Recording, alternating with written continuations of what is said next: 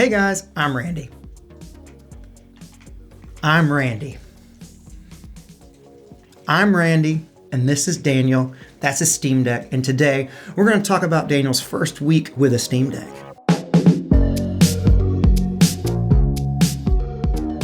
Okay, Daniel, I know most people who are watching this probably know, but just in case they don't, tell us, what is the Steam Deck thing? Well, it's the most wonderful thing that I've... specifics. So it's a PC. It's a little handheld gaming PC that is meant to, it's got your controls built on the side. So it is straight up a PC, even though it kind of looks like a console. And you can play PC games on the go. That's pretty much what it is. I mean, it's made by Valve, so those are the people that own Steam, and it runs a Linux operating system. So you can do a lot of things with it, and including play all the Steam games that your heart desires. Right. It kind of has like the operating system built into it is like Steam OS. Right. Yeah, it has Steam OS, and you can also boot over into desktop mode and do more crap. So when you boot over into desktop mode, I know this is kind of like a little bit off topic, and maybe we should save this for later, but when you boot over in the desktop mode, what is it like? Is it like it a looks Linux like a little desktop? Yeah, you have to use the trackpads for a cursor, and it just looks like a little desktop. That's crazy. And it is Linux, so like I've never used Linux, but it's Windows-esque. Yeah, it's not that different. No, it's not that different. Okay, so first of all, why did you want a Steam Deck? Because you have like every gaming console, you have a gaming PC. Why would you even want a Steam Deck to begin with? Well, because I'm sick. I'm a sick individual. But beyond that, I love handheld gaming, and I love my gaming PC, but I can't exactly take that on the go. And because of that, I don't play it as much as I would like to, except when we're streaming. So this kind of fills a hole for me that the Switch also fills, but, as we'll talk about later, there's not always overlap between the Steam Deck and the Switch as far as what they can play. So being able to play those games on the go was something that I had been lusting over for many moons. Yeah, I think we maybe mentioned this on the podcast in the past, but I've been trying to get you to get a Steam Deck for a while. Not like really saying like you need to get it, but I've been just trying to say like I think you would actually use it. I think you would really like one, Daniel. Yeah, you keep saying that, and like I've noticed that you've done that, but it makes me laugh that you maybe even felt like you needed to pressure me to get a Steam Deck, because I was already on the path. No, I knew. I just wanted to keep nudging you. I just wanted to like speed you along the path. Well, I definitely accelerated rapidly, because if you remember, initially I was going to finish my whole backlog of Switch games before I bought one. And I've been working on that. You were going to earn it.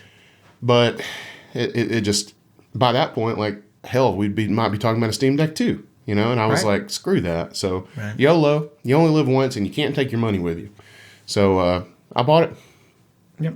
So tell me, when you got the Steam Deck earlier this week, what were your first impressions? Like, what was the first thing that you thought of, or like you went through? Well, you were standing right next to me because I opened it at your house. I was. But for me, everybody talks about how big it is, and this is maybe not great for the camera because it's behind a laptop, but I'm doing the best I can here. Everybody talks about how big it is, and it is big, but it's not as big as I was afraid it would be. Like, strangely enough, like it feels, and everybody also says it's comfortable, and they're right. It is comfortable. You have very big hands. I do have big hands, yes, and this just fits me great. I mean, I love the way the joysticks feel. I love that they're not offset, but they're also high. Like, that's what they did so well when they were designing it, is they put all the stuff high on the grips. It's a very Wii U gamepad. It is. But what that does is it keeps me from having to do this like weird little pinky platform at the bottom of the Steam Deck to like support it. I just grip it like a normal person, and I can actually hit all the buttons. Yeah. I think for me, I have much smaller hands, but I still think it feels comfortable. It does. I mean, I guess because it's the only thing I can think of. It reminds me of the Wii U gamepad in terms of how it feels to grip it, in terms of like the shape of the grips in the back. Obviously there's added back buttons that aren't on the Wii U gamepad, but it reminds me a lot of the way that feels. And we said, when we did our Nintendo controller breakdown, that we really liked the Wii U gamepad. It was our favorite. Yeah, so that's in no way a knock, So what was it like to set up? Like when you get it, what'd you do? Setup wasn't so bad. It's just PC-esque. So, I did an update and then I started downloading games. So a lot of it was a waiting process because some of these games are really big. Like Nier Automata is like 40 or 50 gigs, and that's the first game that I really wanted to start playing. So, there was some waiting involved. But while I was waiting, I did go over and get the emulators going. So there's an app that is free that you can get for Steam Deck called EmuDeck.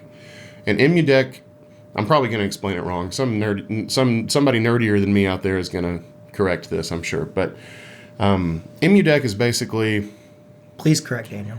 Please do. It's basically a front end that collects all of your ROMs in a nice centralized location and kind of creates those pathways to the correct emulators for you, almost. It'll download, it'll ask you, what systems do you want to emulate? And it'll download the correct emulators. And it's a pretty seamless setup. And I've set up a few handheld emulators at this point, and they're not always that easy. Yeah. This one was very easy, and the emulation works great. Would you say that you're more excited about the the standard way to play games, like playing games through Steam, or the emulation side of it? Or is it just kind of equal?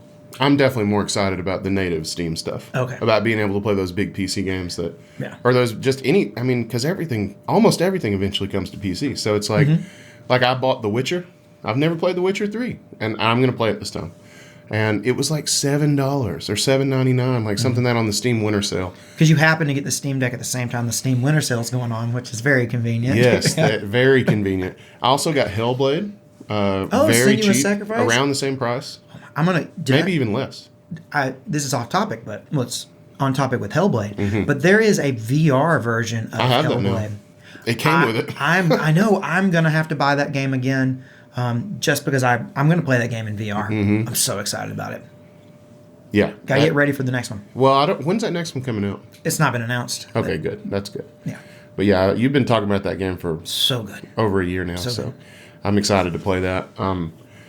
And like you said, the other side of it, the emulation side of it is fantastic, and I'm really excited to try to emulate some higher end systems that I've never emulated before. Right, because you've emulated a lot of the lower end systems. And I love having my my retro games on there. That's great. But it's nothing new to you. You couldn't do that before. And I want to emulate Switch. I've heard of people doing it. I know. I've heard of people doing it. I want to emulate Switch. I want to emulate PS3. I want to do the damn thing. Yeah, PS3 would be the one. I have a PS3 now, so I wouldn't be as interested. But you don't have one, and you really the thing about PS3 is there's so many games that are stuck on PS3, and that's the only way to play them. Yeah. So if you could emulate it, that would really open up a lot of games. And it's not like I can't emulate it on my PC now. You can, but this is handheld. And I've always with you, what I've noticed is that you when he says he really loves handheld, I think you are 5 times more likely to play a game if it's in handheld than if it's on console or PC. I really think that. I think I am. Yeah, I really do. I don't know what it is about. I always played handheld. I was a handheld kid, And now well, it's a convenience thing. It's handheld has one less barrier than the console does. Yes, and it's more the barrier that you're not tied to one place. Is that and also you can just kind of it's more kick back instead of lean forward sort of thing. It is more kickback. Yeah. Yes, and I'm a teacher, and I need some freaking kickback. Right. It just feels when I'm playing handheld games, it just feels more relaxed. It's just more chill. I don't know if it's because it's nostalgia from when I was a kid playing Game Boy. I don't know, but it's there's something about it. No, I agree completely. It's not raining anymore, thank God, because it's 10 degrees. If it was raining right now, we wouldn't be able to go anywhere. But I digress. It rained for over a week straight, and I loved playing handheld games. While I could see the rain, it was just so cozy, so relaxing. I do love that. And you're right. It's probably I'm probably about 500% more likely to play a game if I can hold it in my hands. Right. Okay, so tell me, moving on, talking about this, what was your experience so far with the power and performance aspect? Because I know that's something that comes up a lot with Steam Deck. Well, it's super powerful. It's not like it's a 4090 or anything, but as far as a handheld goes, it's by far the most powerful one I've ever played. There are more powerful handheld gaming PCs out there, but you're not going to get them for the same price. And we'll talk about value later, but you're going to have to pay a pretty penny for those. And they also probably don't have all the all the built-in like native support from Valve. They definitely don't. So anyway, I think the Steam Deck's the best one out there right now. But people talk about the battery life a lot. Yes. And so I was really curious about that. And they're right. It's not amazing. But it's doing an awful lot. Mm-hmm. You know, like you're running a whole damn PC.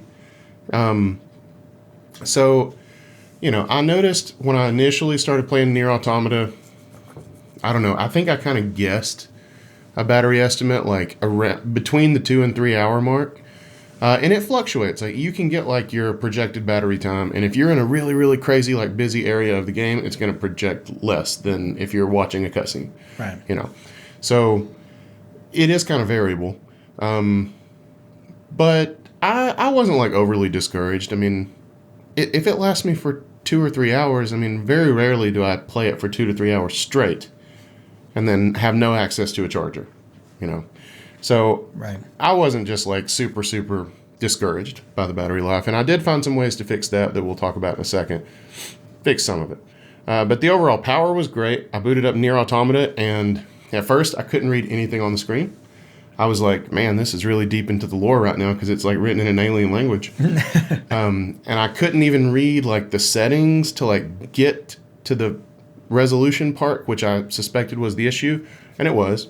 So I had to boot up Nier Automata on my PC, and then I had to go to the settings, and I took a video of it on my phone so I could see like, okay, I got to go 3 down, and then I got to go 4 down. And then so I got to the resolution and fixed it. And now that it's set to the native resolution of the Steam Deck, it's perfect. Yeah. But I guess Nier Automata is just not one of the games that automatically switches the resolution. Some games do. Does it just assume that you're playing on a regular PC or something? I think it was still set to 4K. Oh, so, okay. Yeah. Because I can play at 4K on here, and it's in 800 on here. Yeah, big difference. Big difference. Yeah. Big. Those pixels didn't know what was going on. No, it was crazy. But moving on, talking about that whole battery life tweak and how I fixed some of it, I discovered yesterday that you can have like per game profiles on the Steam Deck instead of just your one default like overarching profile. And I knew you could do that. I'd seen it in some videos, but I hadn't remembered to look into how to do it. But it's super easy. It's just like a button in the quick access menu. You click per game profile, and then you can set everything from your like refresh rate, your FPS cap, your power output. You can adjust it from 3 to 15 watts, and it saves that. So when I boot into Nier Automata, it knows I need more power than when I boot into EmuDeck and play Super Nintendo. So you can kind of like have the system optimized for if you have a really powerful game, you can say like, hey, bump this down so that it can run better. And then when you have like a game that really doesn't need anything, you can say, hey, give me all you got, and like try to push it hard, or the opposite. Sure. I think the opposite. I think you should throttle it back. Yeah. That way you're getting as much battery as you can. Oh yeah, because if you're trying, I guess it depends on if you're trying to optimize performance or battery life. Right. And it depends on what you're going for. Yes, definitely. Because like I'm only shooting for 40 frames on this thing. I read that on the Reddit that's a nice sweet spot, and it is. It looks great. What is the refresh rate? Is it 60? 60. 60. Okay. Yeah, but I'm targeting 40 for like Nier and things like that. Yeah. Because I'm saving battery life that way, and I can totally get a lock 60 out of it. But right now I have a lock 40, and I don't know that it looks any worse. Yeah, I mean, once you get into that past 30 is where you start to feel better about it. You know, so. Yeah, I didn't want to go for 30. I didn't want to be some peasant. Yeah, well, I understand that too. So, any other like difficulties besides that initial problem with Nier in terms of like, or has it all been pretty smooth sailing? I mean, it's been smooth sailing for the most part. But if I was brand new to PC gaming, maybe there would be a little bit more of a curve, but not much. I mean, You don't even have to boot over into desktop mode. If you want to just play your Steam games, you never have to do it. And it's easy. Yeah. I mean, it's like I don't want to say Switch-esque, but SteamOS is very simple. It's not hard to find your games. And if you've already been growing a Steam library for years, then you're going to have potentially hundreds of games that you can just download, install, and start playing. And with not having to do any tweaking, you can just. And you don't have to tweak, yeah. You can just leave it on the default, and it'll just, give you the power it thinks you need, and. Yeah. You'll get the battery life you get, and you'll have a great time. It's one of those things where if you want to dive deep into it, you can. But if you don't want to or don't care to, you don't have to. Yes, and that's the difference between PC gaming and console gaming. Right. PC gaming requires a little tweakage, and console gaming really doesn't. Where this is like kind of like a hybrid in a way. Like It if is. you don't want to, you can treat it more like a console. And if you do want to dive deep and get into all those settings, you absolutely can. Definitely. Which is cool. Okay, so It can also run Discord, and that's badass. yeah, that is pretty cool. I mean, I don't know that it seemed like the Discord app crashed on you. It did crash on me, but We were testing the other day. it's the only time it crashed, and I've used it a couple times. So Oh, okay. I think it's okay. So, what about like moving forward the Steam Deck? Like, what are your intentions now that you've had it for a little, a while and you've been playing it? What do you think going forward? Like, Well, I stand at a crossroads. Is PC my new default? Is kind of the question I keep asking myself, yeah, and I'm afraid it might be. I think my PlayStation, my Switch, things like that. I think they might just be about to get relegated to exclusives. yeah. I mean, Like, you only play the Switch when you have the Switch exclusive that you want to play, or the same thing with the PlayStation and Xbox, right? yeah. I mean, Yeah, I mean, I just don't see a world when I wouldn't want to use it. right. As much as I possibly can. Yeah. So speaking of, I mean, like this brings us to the Steam Deck versus Switch sort of idea because Yes. they're constantly compared to each other because of the form factor mostly. And I debated whether or not to even put this in the outline because it's a whole damn can. I know it's a whole thing, and it's also been beat to death, but still, it's worth looking at. It is. Because have you been noticing that you compare it in your head, or have you been thinking of it as a completely different entity? No, I really don't. I don't think about the Switch a whole lot when I'm playing it, other than like I'll pick it up and I'll be like, I'll feel the joysticks and I'll be like, oh, thank God. That's better than yeah, so much better. Just the controls, the buttons, and the comfort. It's night and day. Right. I mean, Oh, yeah. So I did put some pros for both systems here. So the Steam Deck is obviously more powerful and it supports a lot of titles that the Switch can't. Meaning like your Call of Duties and crap like that just can't run on the Switch right now. Not yet. Call of Duty's coming to Nintendo platforms. Yeah. 10 years. Yeah, in 10 years. No, for 10 years. I know. Not in 10. No, it's in 10 years. So don't worry about it for now. Obviously, I just said it's more comfortable. I said the wider variety of games because Steam's got dang near everything.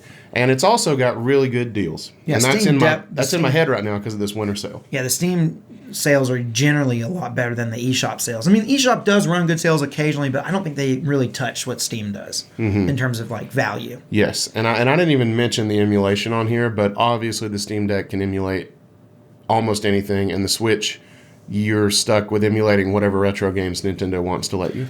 Unless you like jailbreak your Switch, and Yeah, you but can't get into that kind of I've stuff. looked into jailbreaking a Switch. It's only really possible on that first generation of Switches. So. I know. Yeah. But anyways. Yeah. But what about pros for the Switch? Well, obviously you got first-party exclusives. Yeah. Like I can't play Smash on the Steam Deck. Not yet. I mean, you can emulate Switch, but you're going to be missing some things. You're not going to have like all the multiplayer components and things like that. So, first-party exclusives.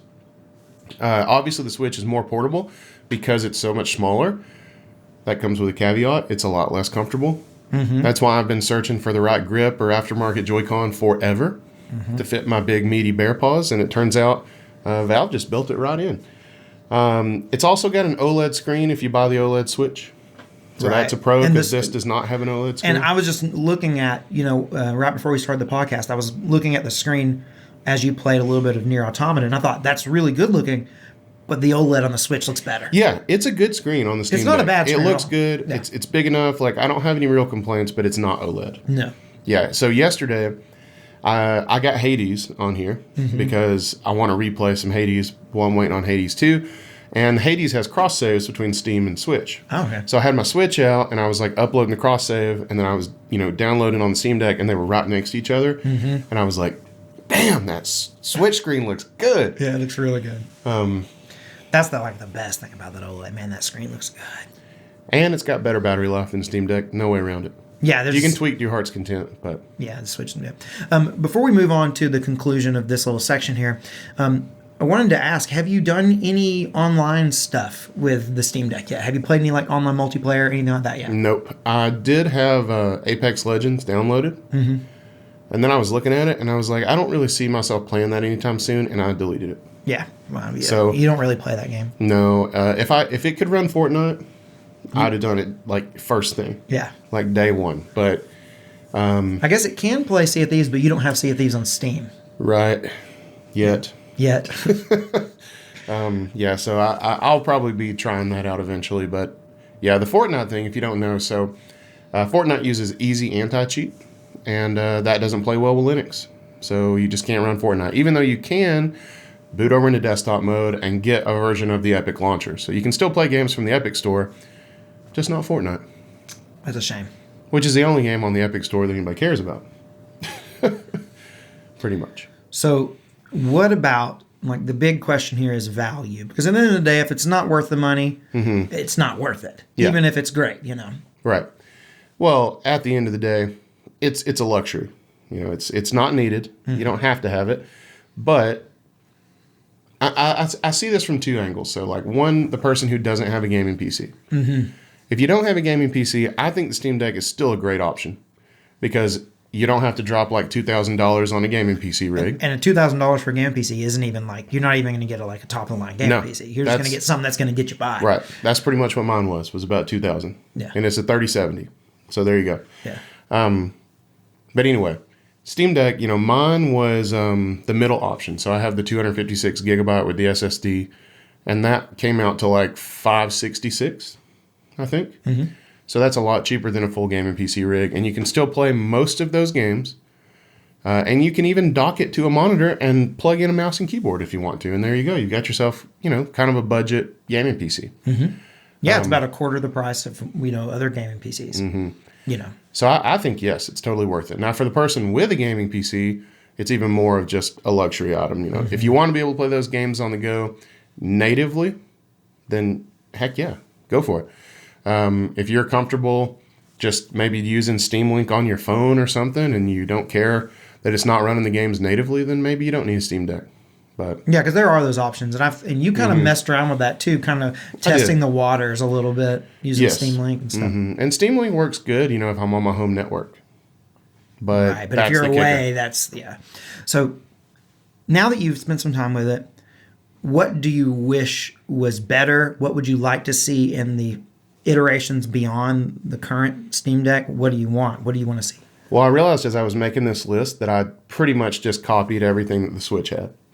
So I want a better battery, I want an OLED screen, and I want it somehow smaller for portability, but still comfortable. That's and I think I may be fighting physics there. Like, yeah, that's gonna be tough.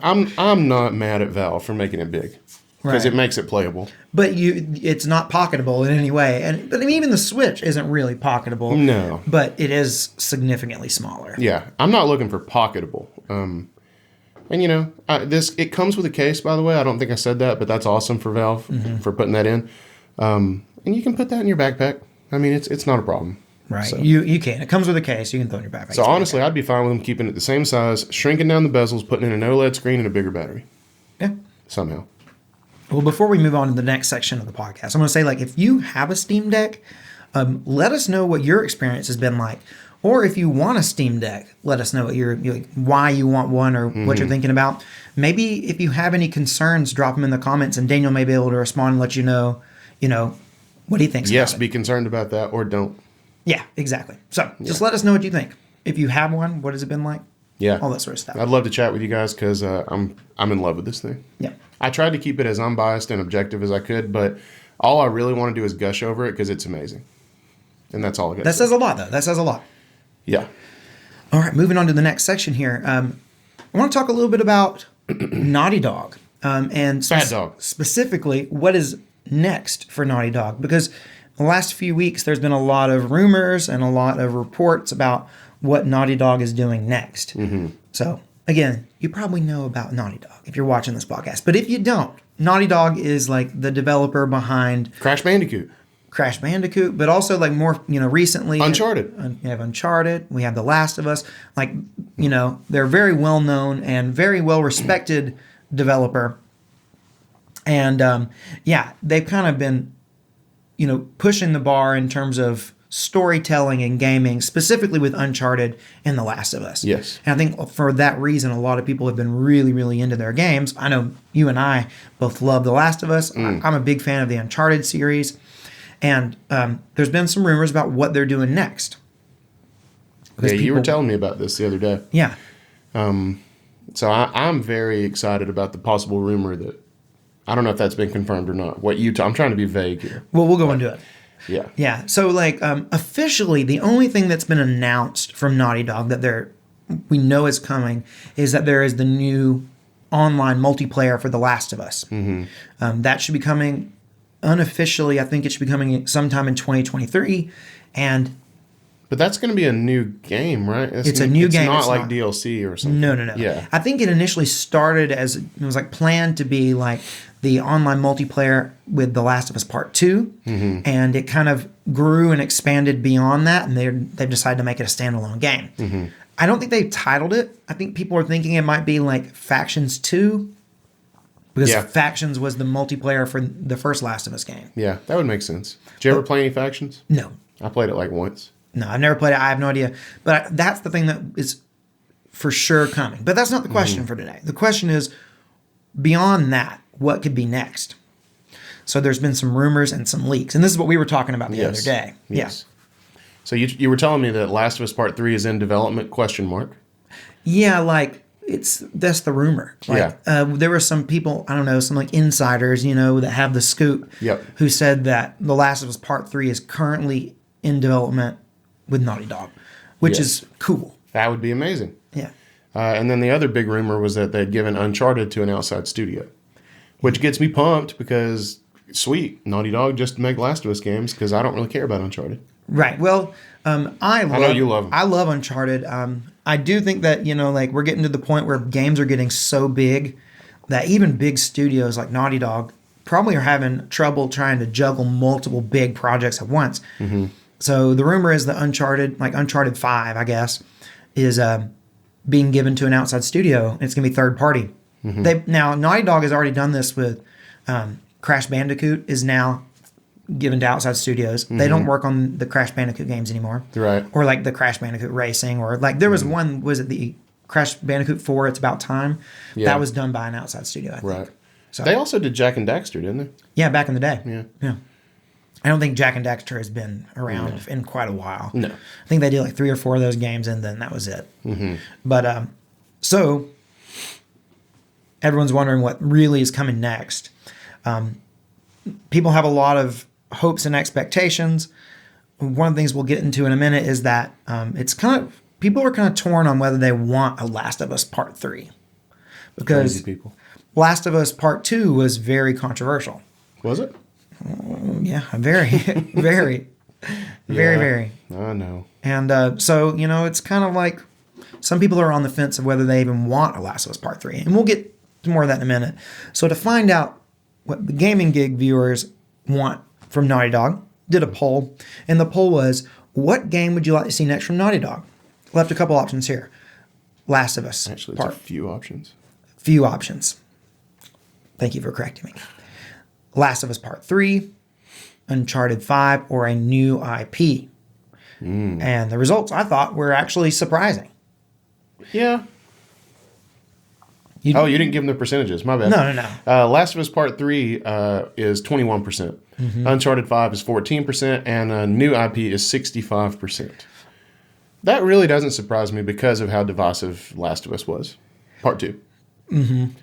And they just made the Part 1 remake that also kind of split the internet. It did. So I can see why, some of these people might not just be jazzed about another Last of Us, but I am. And I mean, who wouldn't want to see what Naughty Dog could do next with a new IP? Right. For sure. And it's been a long time since we got a new IP from Naughty Dog, because we had The Last of Us was the latest new IP. And that was what, 2009? It's been a while. No. 2012, 11? The Last of Us came out in 2011? Is that your final answer? That's my final answer. Last of Us came out in 2011 for the PlayStation 3. Incorrect. 2013? Yep. Man. You're right, because it was in that time where PS4 was out, like coming out like right then too. Yeah, I was not thinking of it correctly then. Oh well, I tried.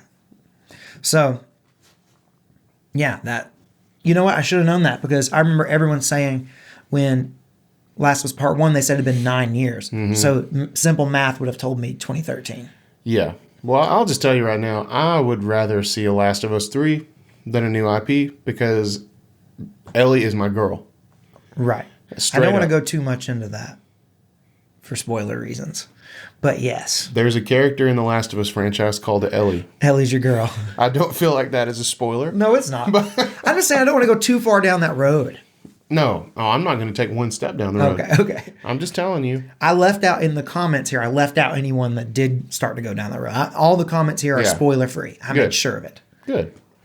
Now, I'm not going to give you any spoilers either. I just love The Last of Us so much. I also, And not that I wouldn't immediately jump on a new IP from Naughty Dog, because I respect those guys. But yeah, but I agree. I think I would love to see part 3. You know, so we had some comments on this. See what people thinking. We got A Bells, who said, "For me, Uncharted. Although with the new cast, since Nathan's story came to a close in 4, and I don't want them to ruin it by making another one starring him as the main character, but a small cameo wouldn't hurt." So it's not a spoiler to say that they kind of wrapped up his storyline, but not in like a they killed him off kind of way or anything. But I don't really, I kind of felt like I don't know, I feel like they could totally have Nate Drake come back and star in another Uncharted role. I don't see any reason why they couldn't. I don't know. I feel like they left a lot of room for it. It's not that I wouldn't like to see someone else. We know that they kind of did a little spin-off game, The Lost Legacy, which starred Chloe, who was another character in the Uncharted series, and that was cool and all, but I missed Nathan. Yeah. Well, maybe you'll get it, man. I don't know nothing about Uncharted, so that's all you. Kyle Price 5253 said, "I would like to see another Jak and Daxter." I've never played any Jak and Daxter game. Me neither. I'm completely. I remember them being popular. I played some Crash Bandicoot stuff when I was a kid, but never any Jak and Daxter. I was more of a Ratchet and Clank kind of person. Man, I didn't get into Ratchet and Clank till the PS5, but oh my gosh. But you know what I'm fixing to do? You gonna play? I'm fixing to emulate those old games. Yeah. And Ratchet and Clank is what by who does Ratchet and Clank? It's the people who do Spider-Man. Insomniac, yeah. Insomniac. Okay, so related to that. Oh, actually, I was going to skip one. Never mind. Yeah. Next, we have JJ. I think this is Night Owl Games. This is Night Owl Games. Yeah. We just get handles now instead of usernames. So. Yeah. Said, a fast track on The Last of Us Part 1 PC version would be nice, since still no PS5 in sight. Yeah, I mean, I think a lot of people would love it. I know it's announced that it is coming. I don't think there's an official date on it, though. Yeah, I don't think there is either. But I know it is for sure coming. Maybe they did release a date. I don't have any interest in getting it on PC, so I didn't pay attention to that. Right. Heart of Tanks said, "I'll buy a PS5 if they reboot Jak and Daxter." So another Jak and Daxter fan. I'm surprised. I remember Jak and Daxter being popular, but I didn't think it was like. I think they ended it for a reason, right? Like I think it eventually dwindled down. Probably so. At least that's my impression of it, and I don't really know. So next we have the bearer of bad news, who said they should just make a new IP. Uncharted ended at a thief's end, and Last of Us 2 happened. They should just start fresh with something new. What do you mean Last of Us 2 happened?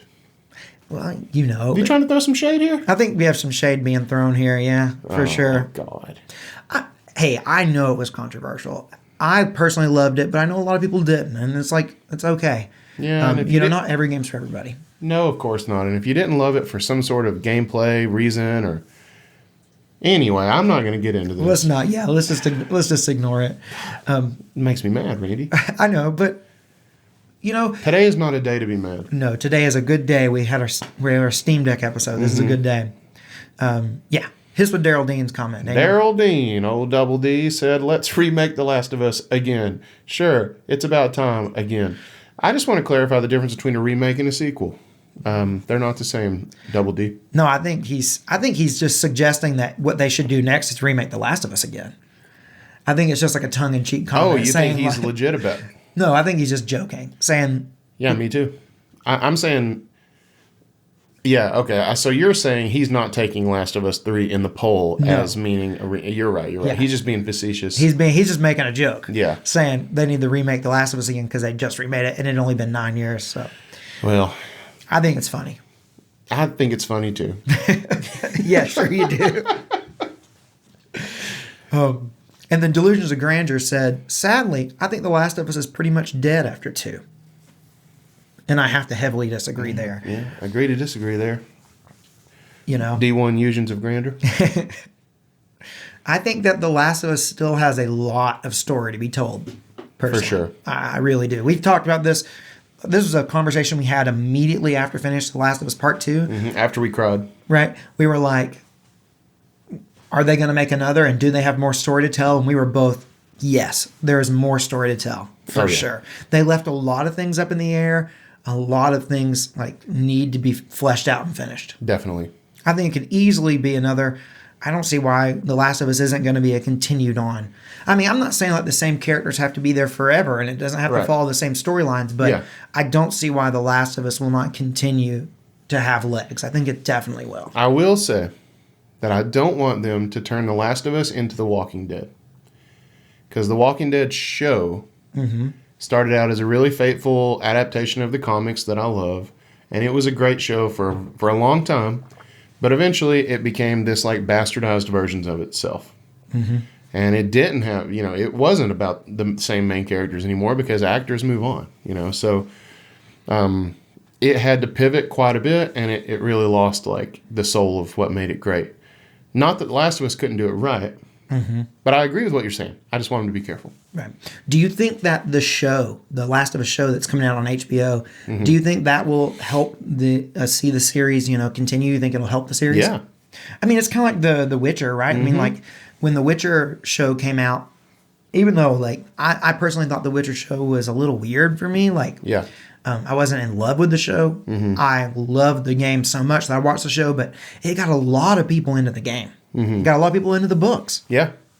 I mean, I don't see why The Last of Us wouldn't have a similar Right. I think it definitely will, especially since it's going to HBO. Yeah, I mean, that's big. It's big. And there's no House of the Dragon right now to compete with. Like, yeah, I think, and it's soon. That's like coming up like this next really month. Soon. Yeah.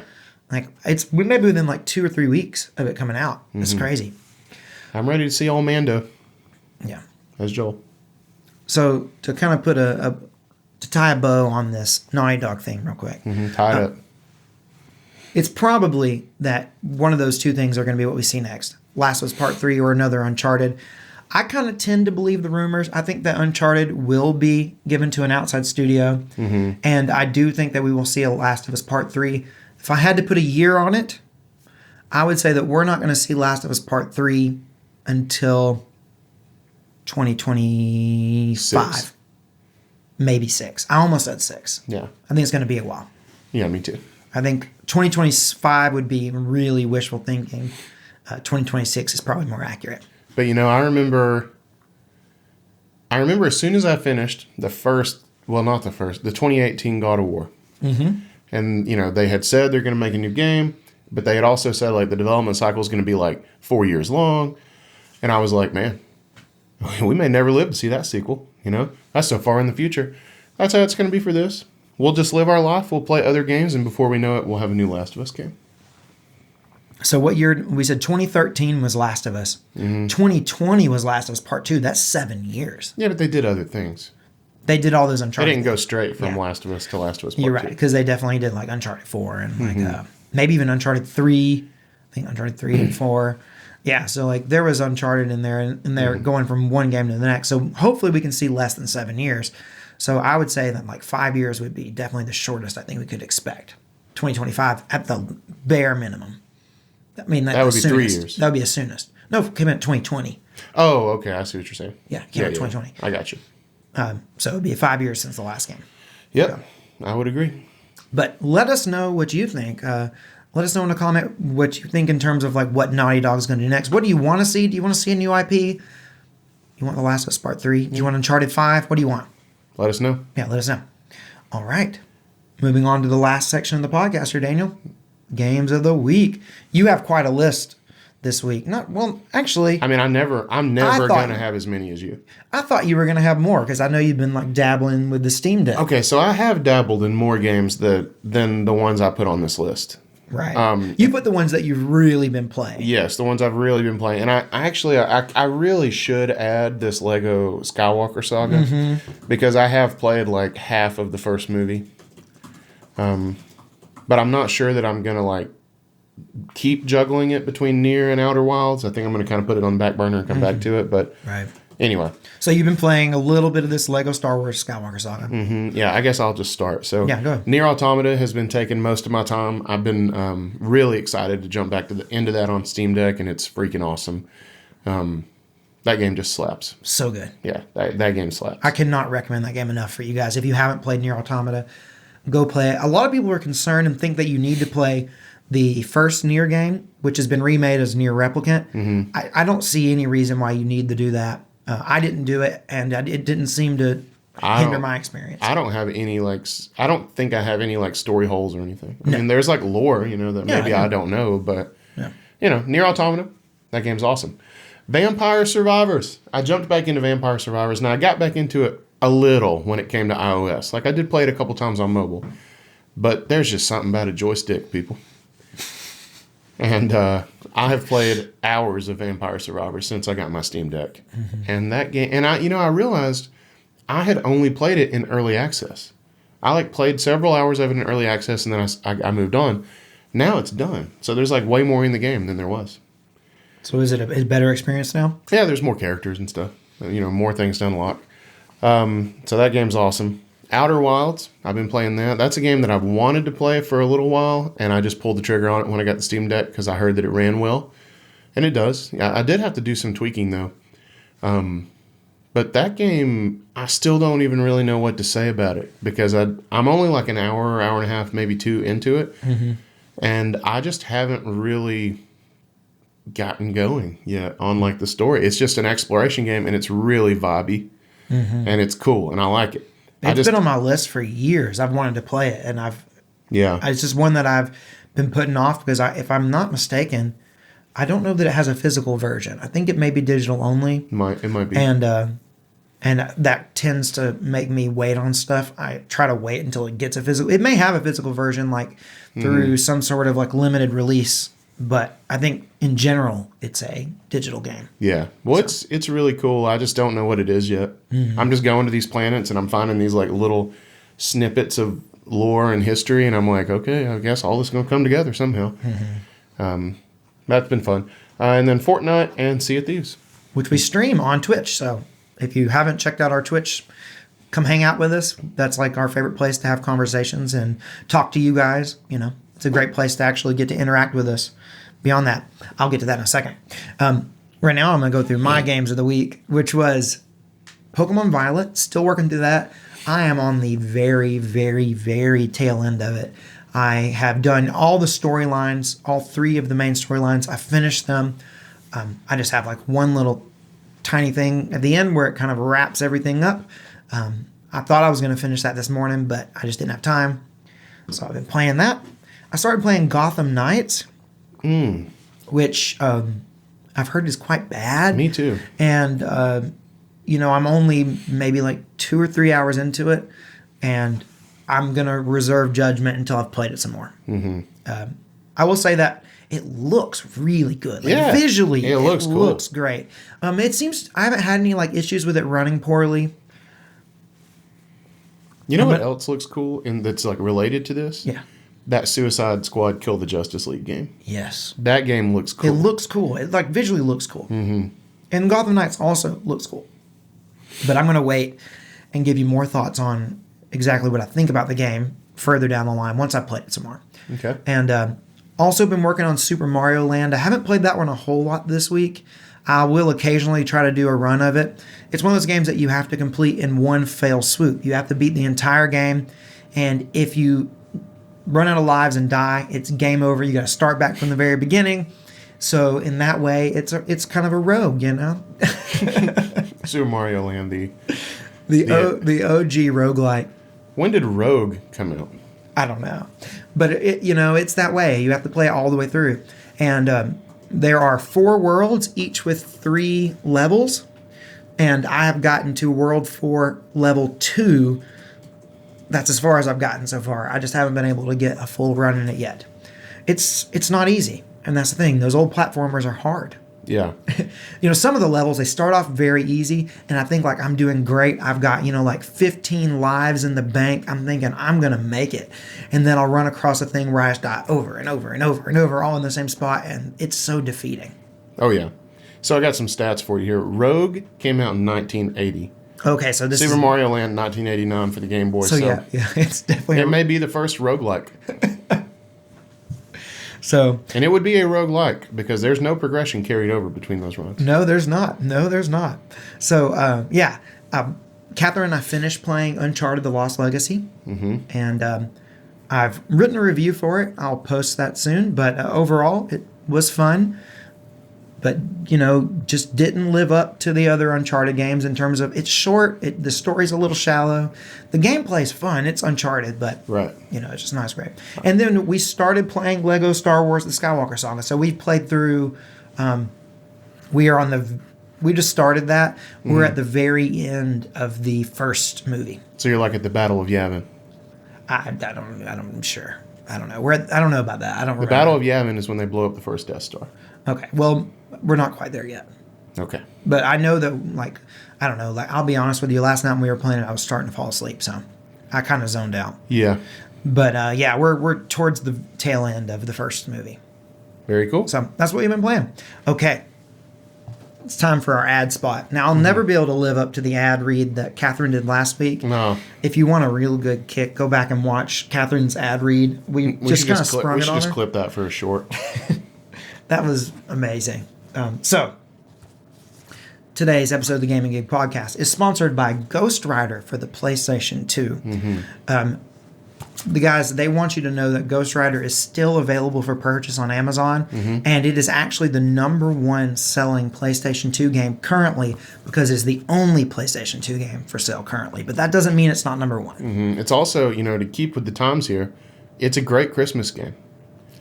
This is last-minute Christmas gifts. I know that this podcast is going to be published after Christmas, so mm-hmm. But still. Don't matter, no. We're recording it before Christmas. We didn't even mention Christmas in the last one. No, or this one. We didn't even mention it. We have no Christmas. These are kind of our holiday episodes, I guess. I guess so. They're just episodes. Ghost Rider for PS2. Nice sound effect.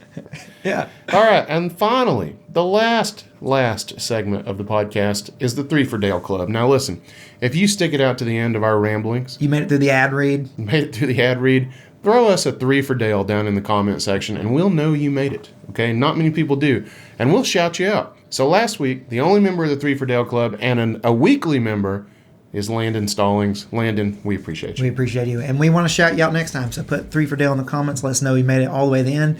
We'll shout you out next time. All right. Until next time, guys, I'm Randy. And I'm Daniel. And this has been Gaming Gig. Peace out.